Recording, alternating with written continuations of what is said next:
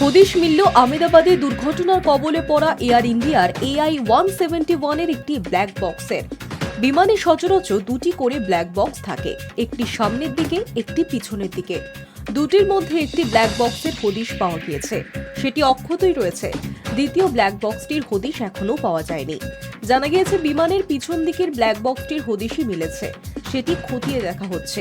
ইতিমধ্যেই ডিজিসিআই এর ডিরেক্টর জেনারেলের কাছে ওই ব্ল্যাক বক্সটি পাঠিয়ে দেওয়া হয়েছে। সেটি খতিয়ে দেখলেই দুর্ঘটনার কারণ, শেষ মুহূর্তে কি হয়েছিল, সবটাই জানা যেতে পারে। দুর্ঘটনাগ্রস্ত বিমানের ভিতরে শেষ কথা, সতর্কতামূলক অ্যালার্ম এবং উড়ানের পথের তথ্য সংরক্ষণ সবই রয়েছে এই ব্ল্যাক বক্সে।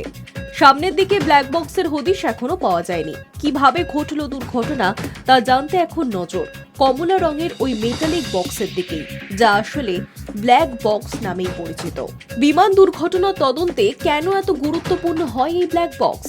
সংবাদ সংস্থা জানাচ্ছে, সব প্লেনেই দু রকমের ব্ল্যাক বক্স রাখা থাকে, এটাই নিয়ম। একটি ককপিট ভয়েস রেকর্ডার, যা সিভিআর, অপরটি ফ্লাইট ডেটা রেকর্ডার, এফডিআর। কোনো দুর্ঘটনা হলে এই দুই রেকর্ডিং থেকে কি ঘটেছিল সেটার একটি ছবি আসে তদন্তকারীদের সামনে। ফ্লাইট ডেটা রেকর্ড থেকে পাওয়া যায় অক্ষাংশ, দ্রাঘিমাংশের হিসেব, কোন দিকে যাচ্ছিল বিমান, কত স্পিড ছিল এবং মোট ৮০ রকমের তথ্য। বিমান দুর্ঘটনা মানেই ধ্বংসাবশেষ, পুড়ে যাওয়ার সম্ভাবনা প্রবল। ফলে কেন বিমান দুর্ঘটনা হয়েছে তা খতিয়ে দেখতে সমস্যা হয় তদন্তকারীদের। তাহলে উপায় কি? আর এই কারণেই আবিষ্কার হয়েছিল বিমানের ব্ল্যাক বক্স। এই বক্স আসলে দুটি কমলা রঙের মেটালিক বাক্স, যার মধ্যে থাকে রেকর্ডার। 1950 সাল থেকেই এই বক্স ব্যবহার চালু করা হয়েছে। কোনো বিমান দুর্ঘটনার মুখোমুখি হলে ঠিক কী কারণে বিপদের সম্মুখীন হতে হয়েছিল তা আগে বোঝা সম্ভব হতো না তদন্তকারীদের পক্ষে।